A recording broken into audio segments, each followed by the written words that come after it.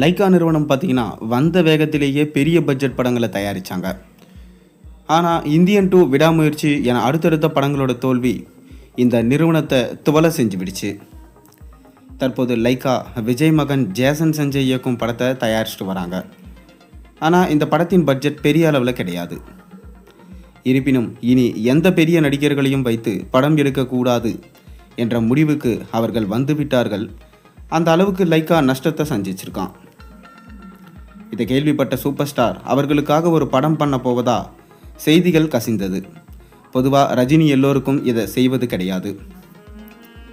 நெருக்கமாக அவர் மனதில் இடம் பிடித்த தயாரிப்பாளர்களுக்கு தான் இப்படி செய்வார். அப்படியென்றால் சுபாஸ்கரன் அவருக்கு எவ்வளவு முக்கியமோ என்று நமக்கு தோணலாம். உண்மையில் அவர் தயாரிப்பில் ரஜினி ஓரிரு படங்களில் தான் நடிச்சிருக்காரு. ஆனால் அவருடைய பணிவும் மரியாதையும் நிச்சயம் சூப்பர் ஸ்டாருக்கு பிடித்திருக்கலாம். அதனாலே தான் பார்த்தீங்கன்னா அவர் இதை கை தூக்கி விட நினைச்சிருக்காரு. ஆக மொத்தம் அவர்கள் இணைவது உறுதி என்ற பேச்சு இப்போது அடிபடுது. ஆனால் சில காலதாமதம் ஆகலாம். ரஜினியின் அடுத்தடுத்த பட கமிட்மெண்ட் ஒரு காரணம்.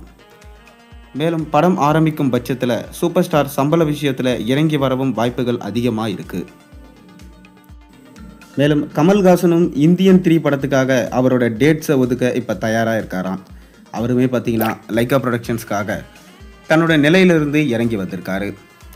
என்னதான் இந்தியன் 2 பெருத்த நஷ்டம் ஏற்பட்டாலும் கூட இந்த பாகத்தில் நம்ம லைக்கா ப்ரொடக்ஷன்ஸ்க்காக சம்பளத்தை குறைச்சிக்கிட்டு நம்ம கமல்ஹாசன் அவர்கள் நடித்து தர போகிறாராம். மீதம் இருக்கும் ஷூட்டிங்களுக்கு கலந்து கொள்ள நம்ம கமல்ஹாசன் இப்போ தயாராக இருக்கார். அதை தொடர்ந்து பார்த்தீங்கன்னா லைக்கா ஒரு வேண்டுகோள் விடுத்திருக்காங்களாம்.